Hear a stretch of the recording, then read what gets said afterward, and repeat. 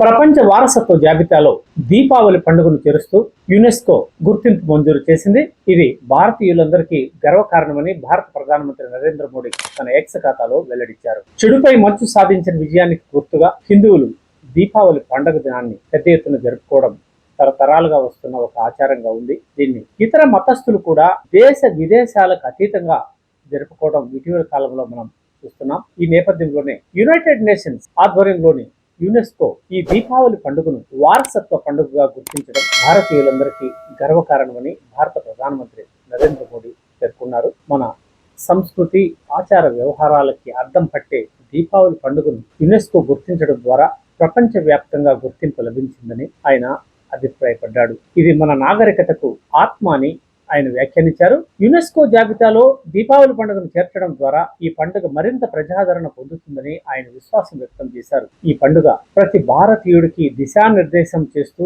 జీవితంలో ముందుకు సాగిపోయేలా చేస్తుందని నరేంద్ర మోడీ చెప్పారు. ఏదేమైనా ఒక హిందూ పండుగను ప్రపంచ వారసత్వ పండుగగా గుర్తించడం, అది అధికారిక యునెస్కో చేయడం నిజంగా భారతీయులందరికీ గర్వకారణమే. ఇటీవల కాలంలో పలు అరబ్ దేశాలలో సైతం ఈ పండుగని జరుపుకోవడం చూశాం. రాను రాను దీపావళి పండుగకి విశేష ఆదరణ పెరుగుతుంది అనడానికి ఈ యునెస్కో గుర్తింపే ప్రధాన కారణం.